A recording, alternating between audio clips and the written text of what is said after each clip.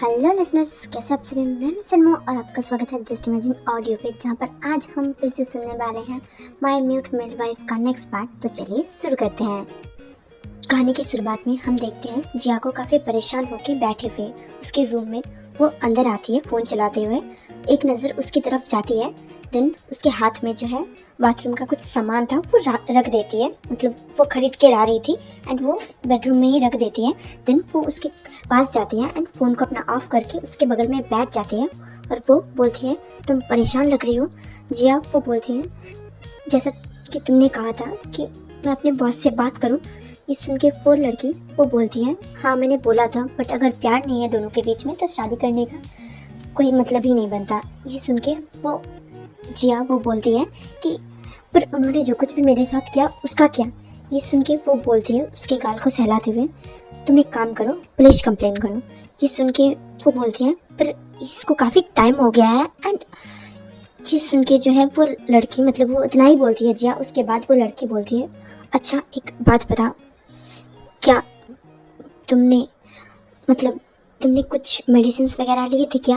ये सुन के जिया वो हैरान होते हुए बोलती है, कौन सा मेडिसिन। वो बोलती है, तुम्हारे पीरियड्स वो आ रहे हैं ना। जिया को समझ आ जाता है कि वो लड़की वो किस बारे में बात करने की कोशिश कर रही है। वो परेशान होने का नाटक करती है और बोलती है, हाँ मैंने किसी तरीके की मेडिसिन नहीं ली थी और मैंने अपना पीरियड भी मिस किया। ये सुन के वो लड़की वो परेशान होते हुए बोलती है कि तो फिर तुम्हें टेस्ट करना चाहिए। ये सुन के जिया वो बोलती है, पर अगर पॉजिटिव निकला तो। ये सुन के वो लड़की वो बोलती है, फिर हम पुलिस के पास जाएंगे एंड हम इसके खिलाफ जो है कंप्लेन करेंगे। ये सुन के जिया वो बोलती है, पर वो काफ़ी अमीर है, वो आसानी से निकल जाएंगे। और ऐसे ही फ्रस्ट्रेटेड होते हुए सीधा होके बैठ जाती है एंड वो लड़की वो बोलती है, तुम चिंता मत करो, मैं तुम्हारे लिए किट लेके आऊँगी। ये सुन के जो है जिया वो परेशान हो जाती है कि अगर वो टेस्ट करती है, क्योंकि उन दोनों के बीच कुछ भी नहीं हुआ एंड उसने साफ साफ झूठ बोला है इस लड़की से, तो उसे पता है कि वो प्रेग्नेंट होने का तो कोई चांस ही नहीं है। फिर भी वो बोल देती है, ठीक है शाम को बात करते हैं, तुम लेके आ जाना। और वो लड़की वो एक मेडिकल स्टूडेंट थी, तो उसको आसानी से मिल जाते अपने हॉस्पिटल से। पर ये बात जिया के दिमाग में एक नया आइडिया जो है दे देती है और वो इस टेक्निक का यूज़ करने का सोचती हैं। वो नेक्स्ट डे, मतलब सुबह का टाइम था, अभी जो है वो रेडी होके ऑफिस में आ गई थी एंड वो आयुष के पास जाती हैं एंड फिर से वो वही बात करने लगती हैं कि सर आपको मुझे शादी करनी होगी। अभी जो था वो 2 हफ्ते से ज़्यादा टाइम हो चुका था और अगर प्रेगनेंसी होता है तो इंटरकोर्स के 2 हफ्ते के अंदर ही, मतलब मुझे जितना पता है 2 हफ्ते या फिर 1 महीना लगता है प्रेग्नेंट होने में। तो अभी जो है चांस था, इसी वजह से वो पास जाती है उसकी, मतलब जिया आयुष के पास जाती है और करीब बढ़ते हुए बोलती है, मुझे लगता है कि आई एम प्रेग्नेंट। आयुष उसके तो मतलब तोते उड़ जाते हैं उसके, मतलब सॉरी कॉमेडी की दुकान घुसा रही हूँ, उसके पैरों तले ज़मीन खिसक जाती है और वो खड़ा हो जाता है और बोलता है, क्या तुम कंफर्म हो। ये सुन के जो है जिया वो बोलती है, कंफर्म नहीं हूँ बट ऐसा लगता है मुझे। ये सुन के आयुष वो परेशान हो जाता है और वो बोलता है, देखो तुम्हें जितने पैसे चाहिए मैं देने के लिए रेडी हूँ, तुम मेरे लाइफ से चले जाओ और अबॉर्ट करा लेना, सारा खर्चा मैं उठा लूँगा। ये सुन के जिया वो गुस्से में बोलती है, आपको क्या मेरी डिग्निटी बस पैसों से तोड़ने वाली चीज़ लगती है और आपने मुझे प्रेग्नेंट कर दिया है और आप जिम्मेदारी से भाग रहे हैं। आयुष वो बोलता है कि ऐसा नहीं हो सकता और तुम झूठ बोल रहे हो। ये सुन के जिया वो बोलती है, अच्छा क्या प्रूफ है आपके पास। आयुष वो भी बोल देता है कि क्या प्रूफ है तुम्हारे पास कि हम दोनों के बीच कुछ हुआ था। जिया थोड़ा सा डर जाती है बट नर्वसनेस को अपने फेस पे नहीं आने देती है और बोलती है, हम दोनों एक कमरे में बिना कपड़ों के एक ही कंबल के अंदर लेटे हुए थे और आपको क्या प्रूफ चाहिए। आयुष बोलता है, मुझे कुछ भी याद नहीं है उस रात का। जिया वो बोलती है, और ये बेबी वो अपने पेट पे हाथ रखती है और सहलाते हुए बोलती है, ये बेबी तो सबसे बड़ा प्रूफ है ना। ये सुन के वो आयुष वो बोलता है कि ठीक है प्रूफ दिखाओ, तुम अपने प्रेगनेंसी रिपोर्ट लेके आओ, उसके बाद हम पैटर्निटी टेस्ट करवाएंगे, उसके बाद ही मैं मानूंगा। देन वो वहाँ से चली जाती है। प्रिया उसने बाहर से सब कुछ सुन लिया था क्योंकि वो एक फाइल लेके आ रही थी। बाहर से सब कुछ उसने सुन लिया। जब जिया वो बाहर की तरफ जा रही थी, उसके पैरों की आवाज़ आ रही थी, इसी वजह से जिया थोड़ा सा दूर चली जाती है एंड उसके दरवाज़ा खोलते ही वो स्माइल करते हुए बोलती है गुड मॉर्निंग। जिया भी उसे गुड मॉर्निंग विश करती है एंड जिया वहाँ से चली जाती है। प्रिया अंदर आ जाती है। आने के बाद वो उसके डेस्क में फाइल ऐसे फेंक के मारती है और जो बैठने के लिए चेयर्स होते हैं ना, वहाँ पर बैठ जाती है और बोलती है तुमने ये क्या किया आयुष? वो बोलता है क्या किया मैंने? प्रिया वो बोलती है मैंने सब कुछ सुन लिया है। आयुष वो और कंट्रोल नहीं कर पाता एंड उसके आंखों से आंसू आ जाते हैं और वो उसे समझाने की कोशिश करता है कि मैंने कुछ भी नहीं किया और मुझे कुछ भी याद नहीं है और मैं एक लड़की के साथ ऐसे कैसे कर सकता हूँ। और वो मन में बोलता है मैंने क्रिश को इसीलिए पहले अवॉइड करना स्टार्ट कर दिया था क्योंकि मुझे पता है कि लड़कियों के प्रति मैं अट्रैक्ट ही नहीं होता हूँ, तो मैं नशे में एक लड़की के साथ कैसे इतना ही जो है वो सोचते सोचते ही उसके सिर में जैसे दर्द होने लगता है। प्रिया वो बोलती है कि वो प्रेग्नेंट है, तुझे क्या करना है? आयुष वो खड़ा हो जाता है अपने चेयर से एंड प्रिया के करीब जाता है, उसके हाथों को पकड़ता है और बोलता है तुम्हें पता है मैं उससे शादी नहीं कर सकता, मैं कमिटेड हूँ और मैंने उससे प्रॉमिस किया है कि मैं हमारे रिलेशनशिप को पब्लिक नहीं आने दूंगा, इसी वजह से मैं किसी को नहीं बता सकता और मैं उससे प्यार करता हूँ ना कि जिया से, तो मैं उसे छोड़ के इसके पास। इतना बोलते ही जो है प्रिया वो उसे कंसोल करती है और बोलती है मैं देखती हूँ तुम, पर ये पॉसिबल कैसे है, तुम तो फीमेल से अट्रैक्ट भी नहीं होते हो। आयुष वो बोलता है वही तो मैं कब से सोचे जा रहा हूँ, जब मैं किसी फीमेल से अट्रैक्ट ही नहीं होता हूँ तो मैं नशे में ही सही पर कैसे कर सकता हूँ। वैसे भी क्या कोई स्ट्रेट लड़का किसी लड़के के साथ नशे में ऐसा कर सकता है? ये सुन के प्रिया वो उसके पीठ को सहलाते हुए उसे वापस से बिठाती है और बोलती है ऐसा नहीं कर सकता है एंड उसे हग करती है एंड कंसोल करती है। दूसरी तरफ हम देखते हैं क्रिश को, जो आज कुछ ज़्यादा ही खुश लग रहा था एंड वो अपने पेंटिंग्स बनाता है। अभी उसके पास कोई ऑर्डर्स नहीं थे और वो बहुत बड़ा पेंटर नहीं है, वो बस ऑर्डर पे काम करता है, जैसे उसके पास ऑर्डर आता है वैसे पेंटिंग बना के वो बेच देता है। इतना ज़्यादा फेमस वो नहीं है और अभी फ़िलहाल के लिए उसके पास कोई काम नहीं था, वो अपने मन से ही एक पेंटिंग बना रहा था आयुष के लिए। उनका एनिवर्सरी वो भी करीब आ रहा था, इसी वजह से वो पेंटिंग मतलब जब पहली बार आयुष और क्रिस एक दूसरे से मिले थे और उसी थीम पे उसने मतलब वही पिक्चर वो बना रहा था जहाँ पर क्रिस वो बैठा हुआ था एंड आयुषी वो एक साइड को खड़ी हुई थी एंड जो आयुष है वो अंदर आ रहा था एंड पहली बार के लिए उन दोनों की नज़रें एक दूसरे से मिले थे।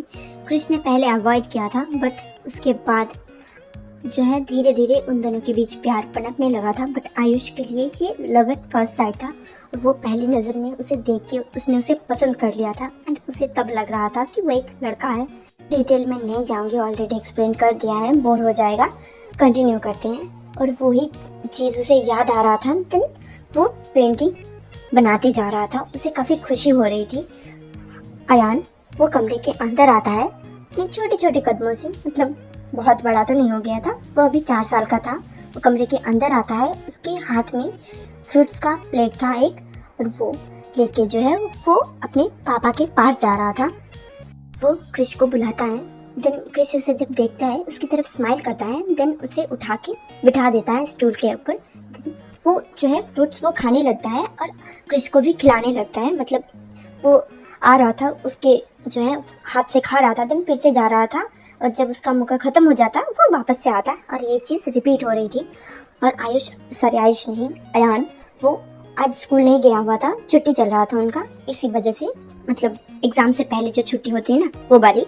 और वो काफ़ी मस्ती से जो है वो काम देख रहा था पेंटिंग करते हुए। क्रिस उससे पूछता है क्या अपनी होमवर्क नहीं, पढ़ाई कंप्लीट कर ली है, एग्ज़ाम्स आ रहे हैं ना आपके? आयुषी क्यों बोल पड़े जा रही हूँ, अयान याद रखना, लग कर सब भूल जा। हाँ ठीक है, कहानी कंटिन्यू करते हैं। अयान बोलता है हाँ मैंने कंप्लीट कर लिए हैं और अयाना दी वो पढ़ाई कर रही है और कृषा वो अभी सो रही है और दादी घर से बाहर गई है, पता नहीं क्यों।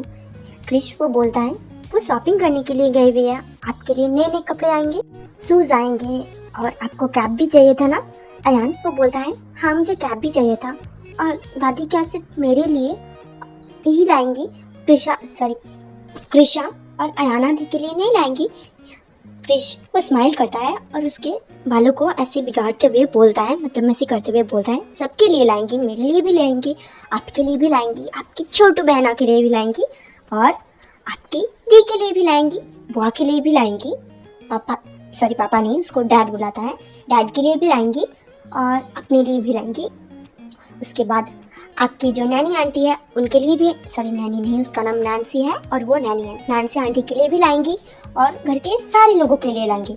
ये सुन के अयान वो खुश होते हुए उसे खिला देता है एंड बोलता है अच्छा सबके लिए लाएंगी। ये सुन के क्रिश वो सर हिला देता है क्योंकि वो खा रहा था, अभी कुछ नहीं बोल सकता था और अपने काम को कंटिन्यू कर रहा था।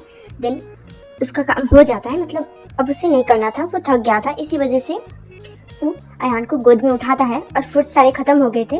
देन उसे किचन में ले जाता है, उसी के सामने प्लेट जो है सिंक में रख देता है, देन धो भी देता है, उसके बाद उसको भी हाथ धुला देता है, खुद भी हाथ धो लेता है और उसे वहाँ से लेके चला जाता है। देन उसे फिर से गोद में उठाता है और उसके कमरे में लेके चला जाता है, थोड़ी देर तक उसे पढ़ाता है, देन टाइम की तरफ देखने लगता है और वो बोलता है बच्चा मुझे ना आपके डैड का ऑफिस जाना है, उनके लिए लंच लेके, तो मैं उसे रेडी करने के लिए जा रहा हूँ। और तब तक जो है कृषा वो उठ चुकी थी, इसी वजह से वो अयान को बोलता है कि तुम कृषा का ध्यान रखो। वो क्योंकि एक बिग ब्रदर था तो वो ध्यान रखना जानता था और कृष ये भी बोल के जाता है कोई भी दिक्कत हो तो तुम मुझे बुला लेना।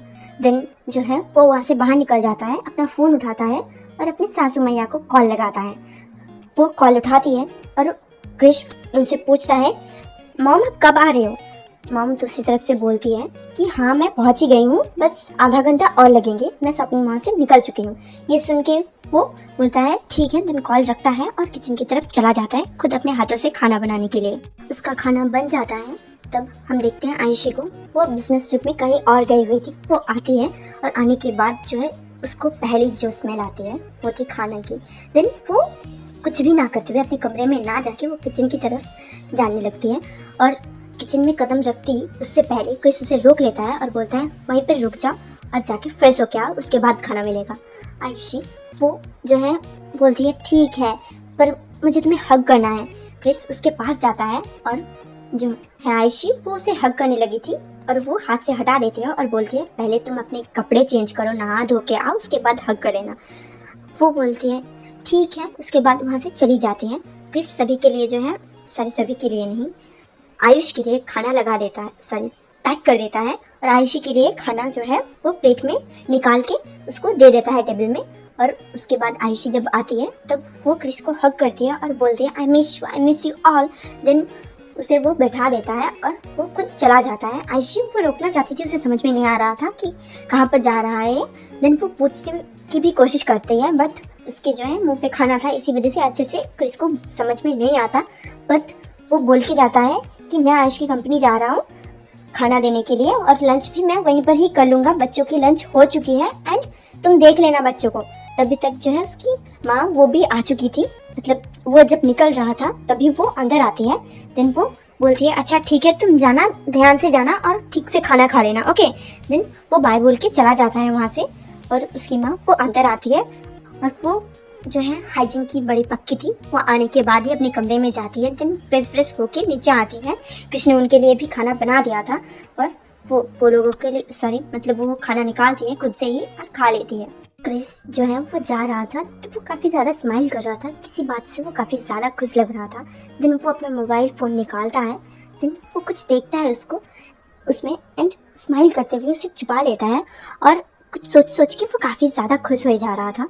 देन उसका ऑफिस आ जाता है, ड्राइवर से वहाँ पर ड्रॉप कर देता है। क्रिस वो मस्ती से चले जा रहा था, उसको रोकने वाला कोई नहीं था, सबको पता है कि वो कोई उनके फैमिली मेम्बर है एंड वो हमेशा लंच करने के लिए आता रहता है। देन वो उसके केबिन में जाता है, लंच टाइम अभी तक हुई नहीं थी, इसी वजह से जो है जिया वहीं पर ही खड़ी हुई थी और काम की कुछ बातें चल रही थी उनके बीच। क्रिस वहाँ पर आने के बाद टिफिन रखता है, देन सोफे में बैठ जाता है और वो देखे जा रहा था आयुष को काम करते हुए। वो उसे काफ़ी ज़्यादा सेक्सी लग रहा था एंड वो बस उसे ही देखे जा रहा था। जिया ये चीज़ नोटिस करती है, उसे थोड़ा सा अजीब सा लगता है बट वो कुछ माइंड नहीं करती और काम करती रहती है। उसके बाद जब लंच टाइम हो जाता है वो वहाँ से चले जाते हैं एंड आयुष अभी तक क्रिस को नहीं नोटिस किया था उसने। वो जब उसे नोटिस करता है तब वो जो है खुश हो जाता है, बट अचानक से उसे थोड़ा सा अलग सी फीलिंग आने लगती है, अजीब सी, जैसे कि उसकी चोरी पकड़ी जाएगी। देन वो खड़ा होता है और बोलता है तुमने मुझे बताया भी नहीं कि तुम आने वाले हो। ये सुन के क्रिश वो हैरान होते हुए बोलता है पर तुम्हें तो पता है कि मैं तो कभी भी बता के नहीं आता, मैं हमेशा तुम्हारे लिए सरप्राइज ऐसे ही लेके आ जाता हूँ। ये सुन के वो बैठ जाता है और बोलता है हाँ पर मुझे ऐसे पता रहता तो थोड़ा सा अच्छा होता, मैं तुम्हें पिक करने के लिए आ जाता। ये सुन के क्रिश वो मतलब जो है टिफ़िन को खोलते हुए बोलता है कि ऐसी कोई बात नहीं है, मुझे पता है सारे रोड्स में आ सकता हूँ अकेले ही। ये सुन के आयुष वो जो है अपना हाथ उसकी कमर के अराउंड लपेट लेता है एंड उसको अपने करीब खींचता है। देन उसके गाल पे किस करता है और बोलता है तुम कब आए थे, मैंने तुम्हें नोटिस भी नहीं किया। ये सुन के क्रिश वो बोलता है हाँ, तुम्हारे सारे ध्यान जो सेक्रेटरी जिया पर था। ये सुन के वो छोड़ देता है उसे और बोलता है तुम शक कर रहे हो मुझ पे। क्रिस वो बोलता है देखो देखो, मुझे पता है कि तुम किसी लड़के के साथ तो ऐसा सब कुछ करोगे नहीं, मुझे चीट करोगे नहीं, क्योंकि तुमने मुझे कितने लंबे टाइम तक इग्नोर किया था। ये सुन के क्रिस वो थोड़ी देर के लिए चुप हो जाता है और बोलता है अच्छा, अगर मैं कोई ट्रांसजेंडर ना होके एक नॉर्मल लड़की होती तो क्या तुम मुझे कभी एक्सेप्ट नहीं करते। आयुष वो थोड़ा सा शॉक हो जाता है और वो जवाब नहीं दे पा रहा था, और ये देख के जो है क्रिस को अपनी जवाब मिल जाता है और वो थोड़ा सा सैड होके ही खाना सर्व करने लगता है। ये देख के क्रिस वो खीर भी लाया था उसने, और वो खीर एक चम्मच उठा के उसके मुंह के पास लेके जाता है और बोलता है मैं फिर भी तुम्हें एक्सेप्ट कर लेता। क्रिस वो खा लेता है और बोलता है अच्छा, तो फिर तब तुमने मुझे रिजेक्ट क्यों किया था। आयुष वो बोलता है एक्चुअली जब तुम गायब हो गए थे ना, तब मुझे तुम्हारी काफ़ी ज़्यादा याद आती थी, और वैसे भी अगर तुम लड़का हो लड़की हो मुझे कुछ फ़र्क नहीं पड़ता। ये सुन के क्रिस बोलता है अच्छा, कोई और लड़की होती तो। जो आयुष है वो बैठ जाता है अभी चम्मच वगैरह रख के और गुस्सा करने की एक्टिंग करते हुए बोलता है अच्छा बाबा ठीक है, दूसरी लड़की की तरफ ही ध्यान दूंगा तो तुम्हें अच्छा लगेगा। ये सुन के क्रिस वो अपने हाथ उसके गले के अराउंड ले जाता है और ऐसे ही हाथों को बांध के वो खुद के करीब खींचता है। उन दोनों के नोज टच हो रहे थे। वो आंखों में आंखों को डाल के बोलता है कि अगर किसी और की तरफ लड़का हो चाहे लड़की हो, अगर तुम किसी और की तरफ आंख उठाकर भी देखोगे ना, तुम मुंह तोड़ दूंगा तुम्हारा, और उस लड़की का भी, उसका तो जीना हराम कर दूंगा। ये सुन के जो है आयुष उसकी हार्ट बीट बढ़ जाता है एंड जो है वो बोलता है छोड़ो यार, अगर कोई आ जाएगा। क्रिस उसे छोड़ देता है एंड वो जो है सामने की तरफ देखने लगता है। देन अपनी नज़रों को नीचे कर लेता है और ऐसे ही जो है वो शर्माने लगता है। दोनों हाथों को ऐसे जो है एक हाथ को दूसरे हाथ पे मसलने लगता है और स्माइल करते हुए उसकी तरफ ना देख के बोलता है कि मुझे तुम्हें कुछ बताना है। और आज ये पार्ट मैं यहीं पर ख़त्म करती हूँ। आई होप आपको पसंद आया होगा। अगर पसंद आए तो ज़रूर से लाइक करना और चैनल को सब्सक्राइब करना तो बिल्कुल ही मत भूलना, और प्यारा से कमेंट भी कर देना आपको ये स्टोरी पसंद आ रही है या फिर नहीं। ये जानने का हक तो मुझे है ना, मैं हमेशा बोलती रहती हूँ आप लोग लाइक कर दो, कमेंट कर दो, सब्सक्राइब कर दो, पर अब करते नहीं हो। करो ना प्लीज़ यार, कर दो ना, मैं बोल रही हूँ प्लीज़ कर दो। कर दिया? अच्छा चलो ठीक है, thank you for watching, bye bye.